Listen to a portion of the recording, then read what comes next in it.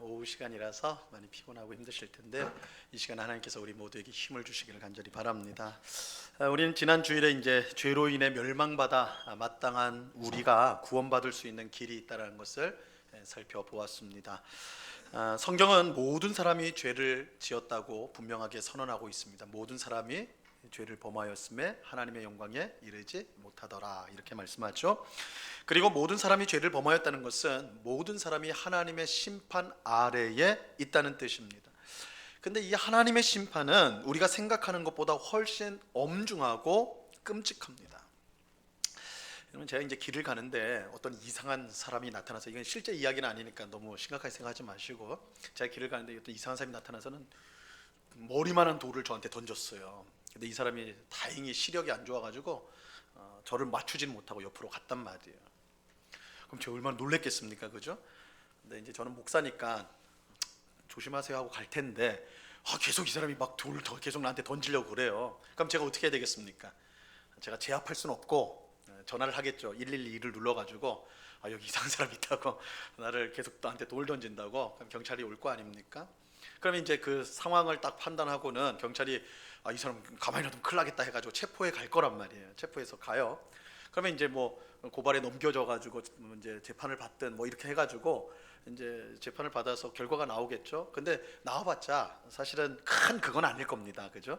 뭐 벌금을 좀 낸다든지 뭐 이 정도, 뭐 집행유예 대부분 아마 그렇게 이제 될 거란 말이에요. 이제 그렇게 아마 지나가게 될 겁니다. 근데 이 사람이요, 그렇게 하고도 또 정신을 못 차려가지고 나와서 또 돌을 던졌는데, 이번엔 누구한테 던졌냐면 대통령한테 던졌어. 대통령한테. 대통령이 지나가는데 이 사람이 그 돌을 던져버렸네요. 그럼 이거 어떻게 됩니까? 이번에는 이 사람은 그 자리에서 이제 경호원들한테 다 제압을 당할 것이고, 뉴스 그 신문 일면에 다 쫙 나오겠죠. 이 사람은 누군가 뭐 이러면서 쫙 나올 거면 이거 테러리스트 아닙니까, 대통령에서. 그럼 이 사람 분명히 붙잡혀가지고 체포돼서 하는데, 이번에는 어떻게 돼요? 집행유예요? 아니에요. 몇 년형을 받을 거란 말이에요, 그죠? 신발 던져도 막 뭐라 그러는데 돌 던졌으니까 이거 큰일 날 거죠. 아마 몇 년을 당할 거란 말이에요. 왜 이런 차이가 있을까? 저한테 던진 거는 그냥 별 볼 일 없이 나가고, 대통령한테 던지면 그렇게 몇 년 동안 감옥에서 썩어야 됩니까? 이거 왜 그런 거예요? 대상이 다른 거예요. 대상이, 그죠? 저는 그냥 평범한 사람이고, 대통령은 한 나라를 이끌어가는 정말 중요한 사람 아닙니까? 그죠? 이 사회적 지위나 뭐 이런 거에 차이가 있을 거란 말이에요. 여러분, 대통령에게 돌을 던져도 이처럼 흉악한 범죄로 처벌을 받게 되는데, 온 세상을 창조하고 다스리는 하나님께 죄를 범한다면 그 어떤 처벌을 받아야 될까? 여러분, 우리가 짓는 죄는 하나님을 향한 거거든요. 하나님께 죄를 짓는 거예요. 그러면 그 죄를 짓는 대상인 하나님은 어떤 분이세요? 이 세상을 창조하시고 다스리는 절대 주권자란 말이에요. 한낱 대통령, 일국의 대통령하고 비교할 수 없는 가장 큰 권세와 권위를 가진 분인데, 우리가 그분한테 죄를 지었어요. 그 하나님 앞에 죄를 지었어요. 어떠한 처벌을 받아야 마땅할 거예요?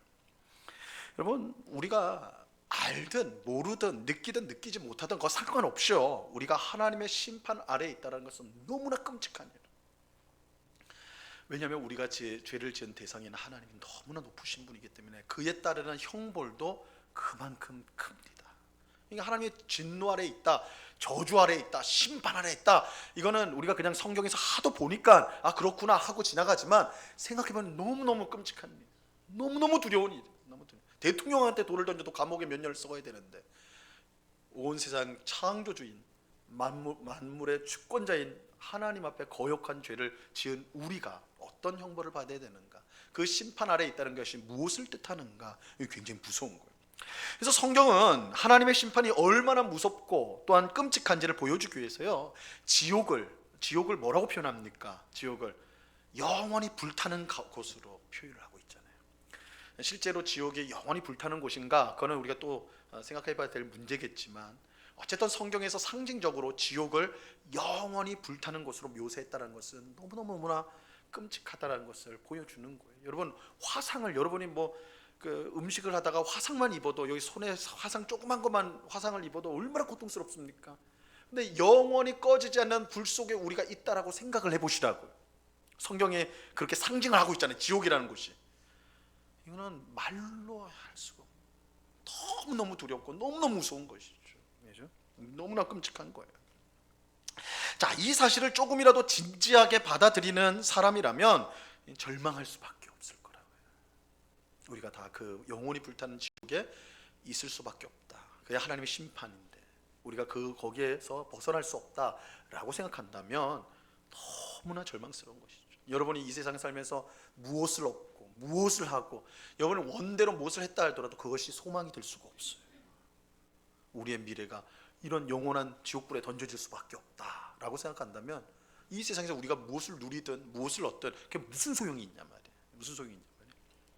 자, 하지만 이런 절망에서 벗어날 길이 아예 없는 것은 아니에요. 우리가 지난 주일에 살펴본 것처럼 하나님의 심판에서 벗어날 수 있는 길이 있어요. 그것은 하나님의 공의를 만족시키는 거예요. 하나님의 공의를 만족시키는 거예요. 다르게 말하면 하나님께 지은 죄값을 치르는 것입니다. 죄값을 치루어서 하나님의 공의를 만족시키면 우리는 심판에서 구원받을 수가 있습니다. 하지만 문제는 이 일을 누가 하냔 말이에요. 이 일을 누가 하느냐. 먼저 우리 스스로는 할 수가 없어요. 왜냐하면 모든 사람이 죄인이기 때문에, 우리 모두가 죄인이기 때문에 우리는 할 수 없어요. 죄인이 죄값을 치를 수가 없습니다. 그러면 다른 사람이 할 수 있냐? 다른 사람이나 혹은 다른 피조물, 짐승이나 뭐 이런 피조물이 우리의 죄값을 대신 지불해 줄 수가 있느냐? 그것도 불가능해요. 첫째는 사람이 죄를 지었는데 다른 피조물이 죄값을 치른다는 거, 그건 하나님의 공의에 맞지 않아요. 둘째로 사람의 죄값이 너무나 커서요, 이 세상에 어떤 피조물도 그걸 감당할 수가 없어요. 자, 그렇다면 누가 우리를 하나님의 심판에서 구원해 줄 수가 있느냐? 그래서 오늘 설교 제목처럼 누가 우리의 구원자의 자격을 갖추고 있는가? 누가, 어떤 존재가 우리를 구원할 수 있는 자격을 갖고 있는가? 자, 구원자의 자격은요, 무엇보다 우리와 같은 사람이어야 되죠. 일단은 사람이어야 됩니다. 근데 그냥 사람이면 안 되고 의로운 사람, 죄가 없는 사람이어야 돼요. 그리고 동시에 하나님의 심판을 감당할 수 있는 존재여야 돼요. 이런 존재가 있다면 그는 우리의 구원자가 될 수가 있는 것입니다. 그래서 이렇게 보면, 종합을 해보면 우리를 구원할 수 있는 존재의 자격은 참 하나님이면서 동시에 참 사람이어야 된다.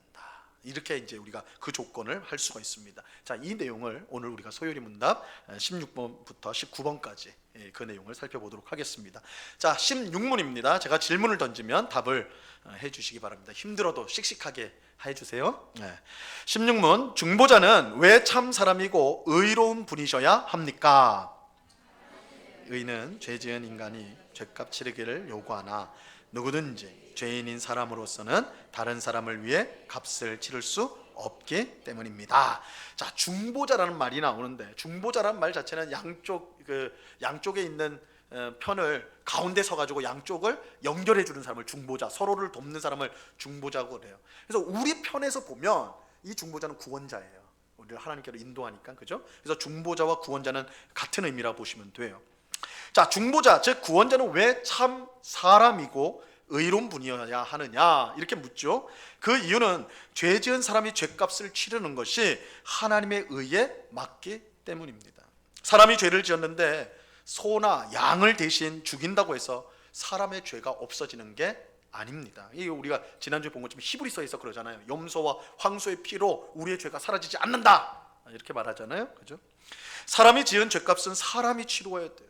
그렇기에 중보자는 반드시 사람이어야 된다.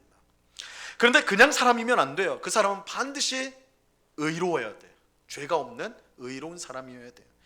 여러분, 두 사람이 사형 판결을 받았어요. 두 사람이. 그래서 우리나라는 지금 이제 잠정적으로 사형 폐지국이 돼버렸는데 사형을 더 이상 안 하고 있는데, 딱 둘이 이제 사형을 같은 날 딱 둘이 사형대 섰는데, 그 둘 중에 한 사람이 마음에 큰 감동이 됐는지 뭐 됐는지 이제 그 사형 집행인에게 이렇게 말하는 거예요. 이보시오, 뭐 우리 둘 다 꼭 죽여야 됩니까? 내가 이 옆에 사람의 죄를 내가 다 뒤집어 쓸게요. 내가 이 사람을 위해서 죽을 거니까 나만 죽이셔. 이 사람은 이제 풀어주셔. 이렇게 말한다고 해보세요. 그럼 사형 집행인이 어떻게 할까요? 막 눈물을 뚝뚝 흘리면서 세상에 이런 사랑이 있나? 막 이럴까요? 어떻게 할 것 같아요? 야, 너도 죄인이야, 너도 죄인이야, 그러겠죠. 둘 다 죄인이에요. 둘 다 죄인이라서 둘 다 똑같은 사형 판결을 받게 되는 거예요. 근데 같은 죄를 지은 사람이 자기가 대신 죄를 자기가 뒤집어 쓰겠다, 말이 안 되는 거예요. 말이 안 돼. 그럴 자격이 없는 것이죠. 이게 웃기는 소리라고요. 자기 죄 때문에 사형을 당하는 사람이 누구의 죄를 대신할 수 있단 말이에요. 그러니까 이게 우리가 성경에 모든 사람이 죄를 범하였다라고 선언한 것은 우리 중에는 구원자가 있을 수 없다는 말이에요.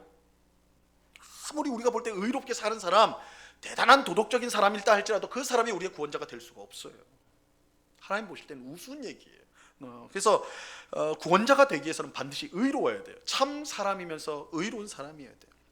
이처럼 구원자의 자격은 참 사람이고 의로운 사람이다. 그런데 이것만으로는 충분하지가 않습니다.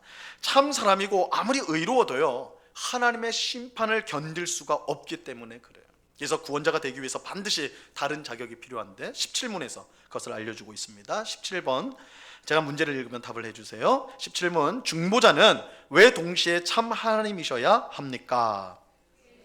성의 능력으로 하나님의 진노의 짐을 그의 인성에 짊어지시며 또한 의의 생명을 획득하여 우리에게 돌려주시기 위함입니다. 자, 중보자는 참 사람이고 의로워야 된다고 그랬어요. 동시에 참 하나님이어야 된다.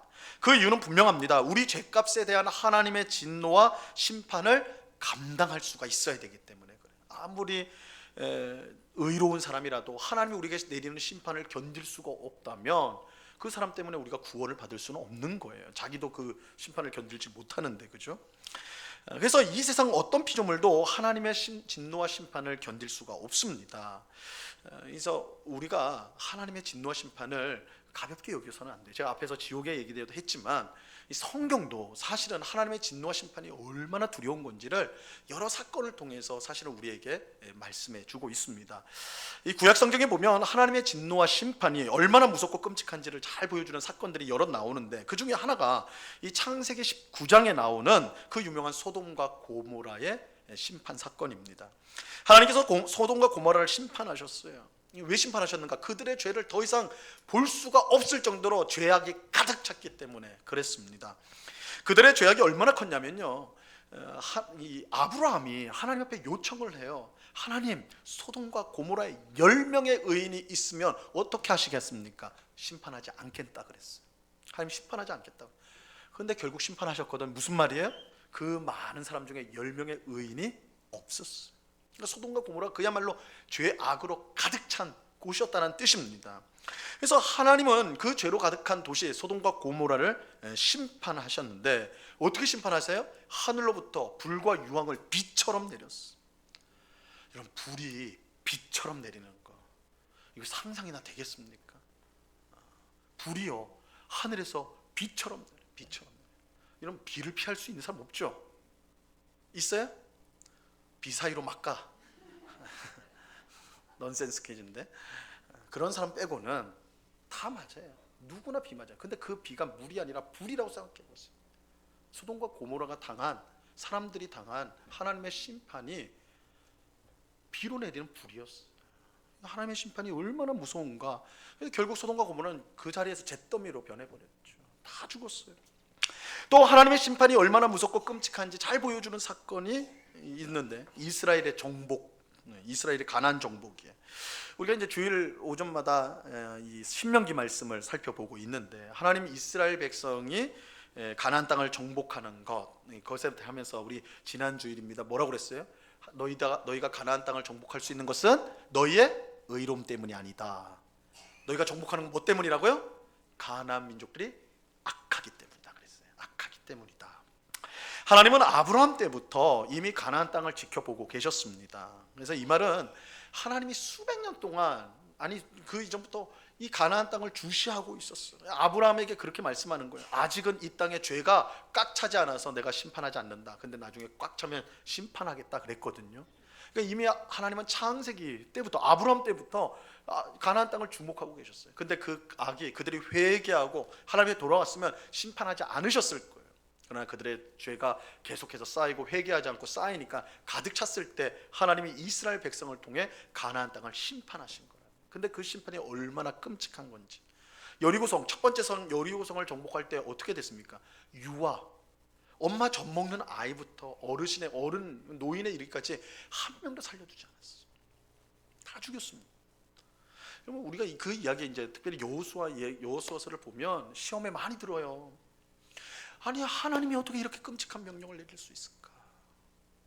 그리고 군인 죽이고 뭐 이런 건 괜찮은데 성인 죽이는 거 그래도 그런 셈인데 어떻게 아무것도 모르는 유아를 죽일 수가 있는, 힘이 없는 노인까지도 그렇게 죽일 수 있는, 하나님 그렇게 명령을, 생명 있는 건 아무것도 남기지 말고 다 죽이라고 그러거든.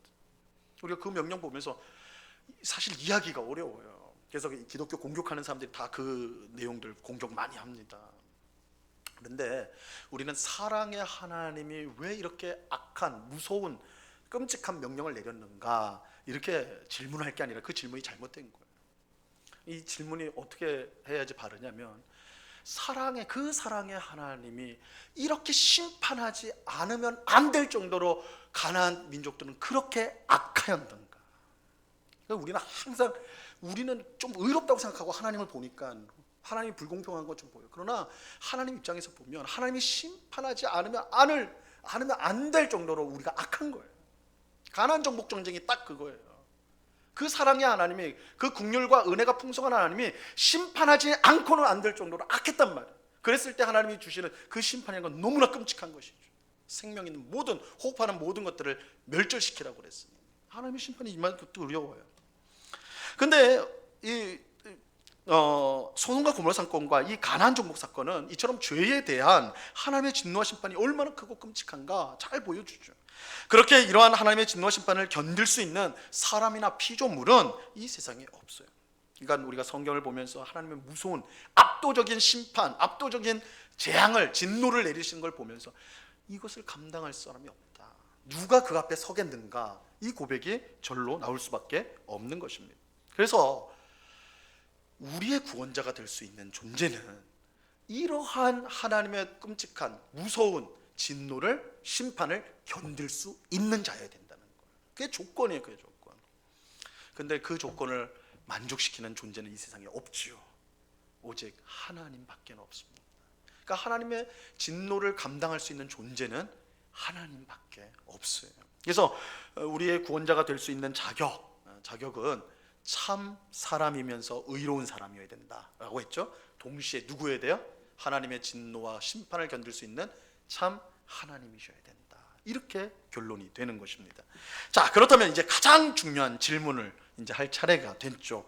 구원자의 자격은 참 사람이어야 되고 또한 의로워야 되고 동시에 참 하나님이어야 된다. 문제는 그런 존재가 있느냐라는 것이죠. 이것이 18번 문답이 답하고 있습니다. 답하는 문제예요.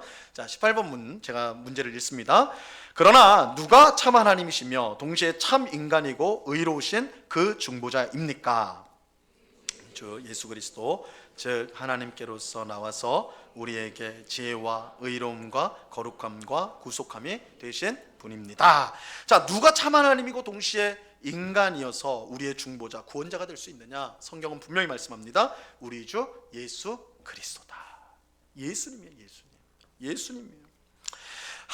예수님은 하나님께로 나와서 우리에게 지혜와 의로움과 거룩함과 구속함이 되시는 우리의 진정한 중보자와 구원자가 되시는 분입니다. 이 고린도전서 1장 30절 말씀을 이렇게 답을 한 겁니다. 이 말씀 같이 한번 읽어보죠. 시작. 너희는 하나님으로부터 나서 그리스도 예수 안에 있고 예수는 하나님으로부터 나와서 우리에게 지혜와 의로움과 거룩함과 구원함이 되셨으니. 여러분, 예수님은 분명 마리아라는 한 여자의 몸에서 났습니다. 이것이 예수님이 참 사람이란 증거예요. 근데 동시에 방금 읽은 이 로마서 말씀에 보는 것처럼 예수님은 하나님으로부터 나오셨어요. 하나님으로부터 나왔다는 뜻은 뭐예요? 예수님이 하나님이라는 거예요. 신성을 가지신 하나님입니다. 예수님은 참 사람이면서 동시에 참 하나님이 되었어요. 근데 예수님이 이처럼 참 사람이면서 동시에 참 하나님으로 이 세상에 오신 것은 그저 우연한 일이 아닙니다. 하나님은 첫사람 아담과 하와가 타락할 때부터 이미 참 사람이요 참 하나님이신 이 구원자가 이 세상에 올 것을 말씀해 주셨어요. 자, 구약 성경 내내 우리는 이러한 참 하나님, 참 사람이신 예수님에 대한 예언을 듣게 됩니다. 자, 이게 이제 마지막인 19문답에서 우리가 볼 내용입니다. 자, 19문입니다. 제가 문제를 읽습니다. 당신은 이것을 어디에서 압니까? 복음에서 압니다. 하나님께서는 이 복음을 처음에 낙원에서 친히 계시하셨고 후에는 족장들과 선지자들을 통해 선포하셨으며 또한 율법의 제사들과 다른 의식들로서 예표하셨고 마지막에는 그의 독생자를 통해 완성하셨습니다. 놀랍게도요, 하나님은 첫사람 아담과 하와가 죄를 짓자 곧바로 복음을 선포하셨어요. 곧바로 복음을 선포하셨어요. 여러분, 복음이 뭐예요? 복된 소식이라. 복된 소식. 죄로 인해 하나님께 심판을 받아 영원한 형벌을 받게 된 사람에게 무엇이 복된 소식이겠어요? 그 영원한 형벌로부터 벗어날 수 있다라는 것이 복음이겠죠. 복음. 그 영원한 형벌을 피할 수 있게 하는 구원자를 하나님이 보내주시겠다. 바로 복음을 선포하셨어요.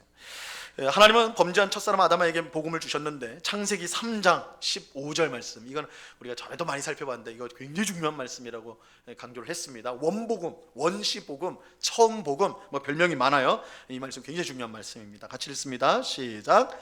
내가 너로 여자와 원수가 되게 하고 내 후손도 여자의 후손과 원수가 되게 하리니 여자의 후손은 내 머리를 상하게 할 것이요 너는 그의 발꿈치를 상하게 할 것이라 하시고, 아담과 하와가 범죄하였을 때 하나님께서 이제 죄의 책임을 물어서서 이제 저주를 하시는데 이 뱀에게 하신 말씀이에요. 뱀에게 내가 너로 뱀에게 말은 너로 여자와 원수가 되게 하겠다. 그래서 내 후손도 여자의 후손과 원수가 되게 하리. 이게 이제 역사를 관통하는 가운데 여자의 후손과 뱀의 후손 사이에 계속된 대립이 있을 거라는 거예요. 그죠? 그래서 여자의 후손이 무슨 일을 하냐면 내 머리를 상하게 한다. 여기서 뱀의 머리를 이 여자의 후손이 뱀의 머리를 상하게 한다라는 것은 치명적인 어떤 강탈을 하는 것인데, 상한다라는 것은 굉장히 약한 표현이에요. 깨부순다는 뜻이에요. 깨부숴버린다, 으깨버린다는 뜻이거든요. 여자의 후손이 너를 으깨버릴 거야. 그런데 이 뱀도 사탄도 만만치 않거든요. 그러니까 어떻게 해요? 여자의 후손의 발꿈치를 상하게 할 것이다. 이제 상해를 주긴 하지만 그런데 그건 미미한 거예요. 자, 이 말씀의 핵심은 하나님께서 여자의 후손을 통해 뱀의 머리를 박살내리라는 것이에요. 여기서 말하는 여자의 후손은 여자의 몸에서 태어날 참 사람이면서 참 하나님이신 예수 그리스도를 나타내는 거예요. 예수 그리스도를. 그리고 뱀은 사탄을 말하는 것이죠. 예수님은 사탄의 머리를 상하게 할 거예요. 완전히 으깨버릴 거예요. 예수님은 십자가 죽음과 부활을 통해 마귀의 가장 강력한 무기인 죄와 사망을 무력화시킴으로써 그의 머리를 깨부숴버리신 거죠. 이게 창세기에 이미 예언되어졌다라는 것은 굉장히 놀라운 사실이에요. 그러니까 하나님은 타락하자마자 바로 이 구원의 계획을 선포하시고 우리 그 구원의 역사를 계속해서 진행해 오셨다는 것입니다. 자, 하나님은 또 족장들에게 복음을 전했어요. 여기서 족장은 아브라함, 이삭, 야곱 같은 족장들을 말하는 거예요. 창세기 22장 18절 말씀입니다. 이 말씀 같이 읽습니다. 시작. 또 내 씨로 말미암아 천하 만민이 복을 받으리니 이는 내가 나의 말을 준행하였음이니라 하셨다 하니라. 자, 내 씨로 말미암아 천하 만민이 복을 받을 것이다. 이 아브라함에게 주신 말씀인데 여기서 내 씨 1차적으로는 이삭이겠죠. 이삭이 유일한 약속의 자녀니까. 그러나 이 갈라디아서에 가면 이 씨는 누구를 가리키는 것이 아니라 바로 예수 그리스도를 가리키는 것이다. 이렇게 말을 하고 있어요. 그래서 이 씨는 단순히 아브라함 혈통적 후손이 아니라 그의 혈통에서 태어나게 될 하나님의 아들을 가리킨다. 그래서 마태복음 1장에 보면 예수님의 족보가 나오는데 아브라함과 다윗의 자손 예수 그리스도의 계보다 이렇게 말하고 있는 거예요. 아브라함의 씨, 예수 그리스도에게 족장들을 통해서 참 하나님이며 참 사람이신 예수 그리스도를 보내주실 것을 말씀하셨습니다. 자, 무엇보다 하나님은 선지자들을 통해 복음을 전하셨는데요. 예레미야서 23장 5절 말씀, 이건 대표적인 것만 좀 몇 가지를 말씀드리는 겁니다. 이 말씀도 같이 한번 읽어봅니다. 시작. 여호와의 말씀이니라. 보라, 때가 이르리니 내가 다윗에게 한 의로운 가지를 일으킬 것이라.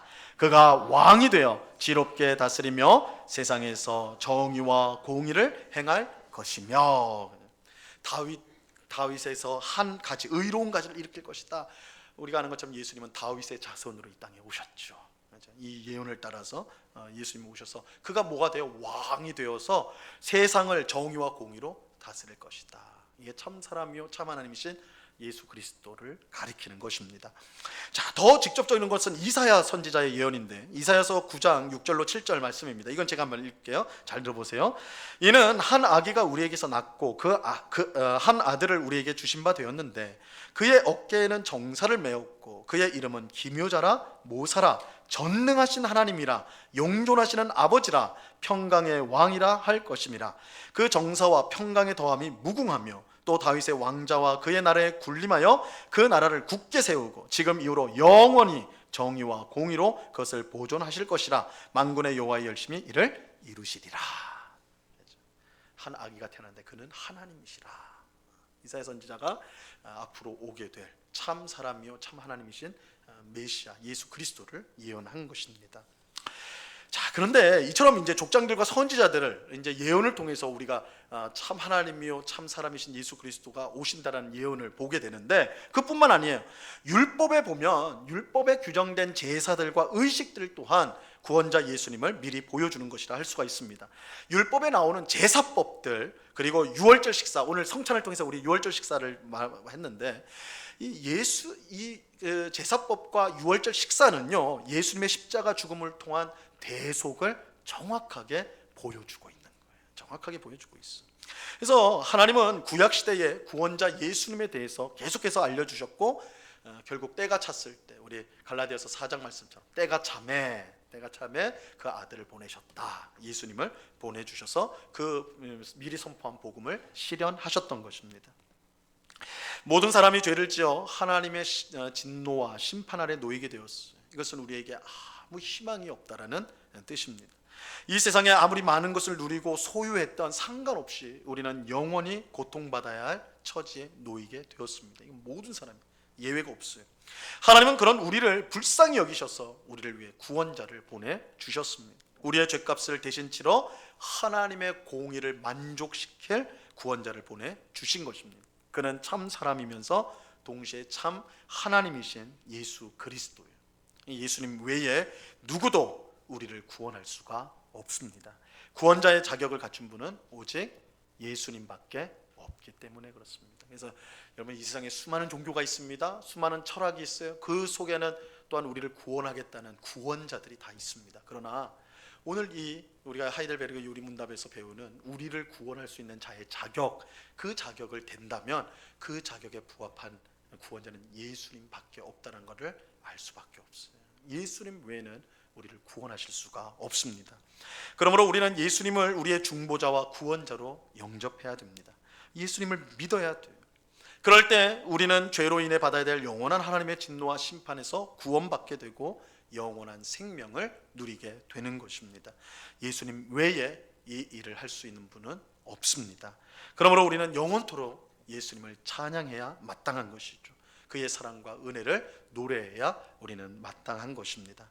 오늘 예배하는 우리 모두가 우리의 유일한 구원자이신 예수님을 더욱 사랑하고 의지할 수 있기를 간절히 바랍니다.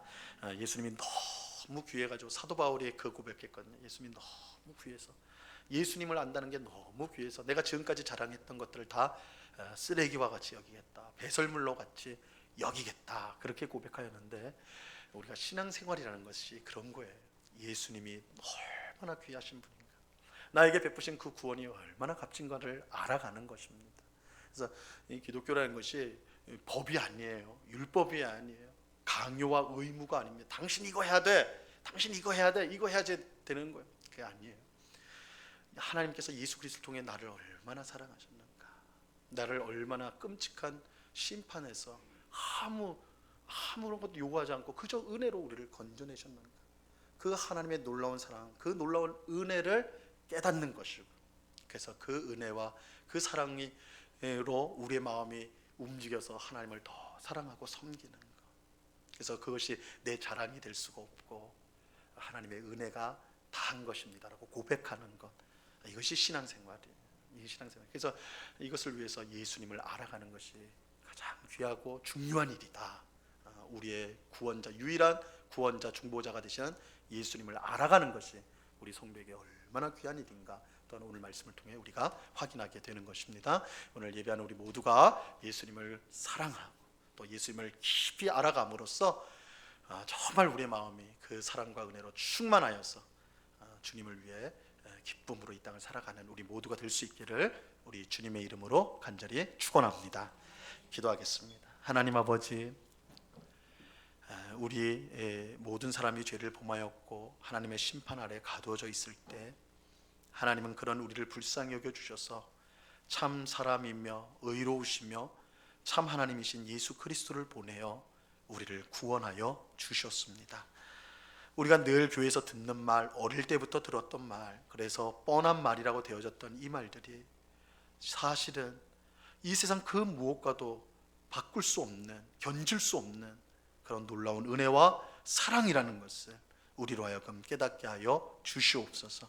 그래서 예수님이 너무너무 귀해서 날마다 예수님 때문에 감사가 넘치고 기쁨이 넘치는, 내 인생의 짐이 너무나 무겁고 내 형편이 너무나 힘들고 어렵지만 그런 형편 속에서도 나를 위해서 행하신 그 놀라운 사랑, 그 놀라운 은혜, 그 놀라운 구원 우리가 생각하면서 하나님 앞에 감사할 수 있는, 찬송할 수 있는, 또한 하나님이 우리를 복되게 하실 것이라는 것을 소망할 수 있는 저희가 되게 하여 주시옵소서. 주 예수 그리스도를 아는 그 고상한 지식이 너무나 귀하여서 세상의 것들을 헛되이 여기는 저희들 다 될 수 있도록 더 열심히 주를 섬기되 그것이 우리의 공로가 아니라 오직 감사와 찬송이 되는 그런 복된 삶을 살아갈 수 있도록 도와 주시옵소서. 감사하며 예수님의 이름으로 기도드리옵나이다. 아멘.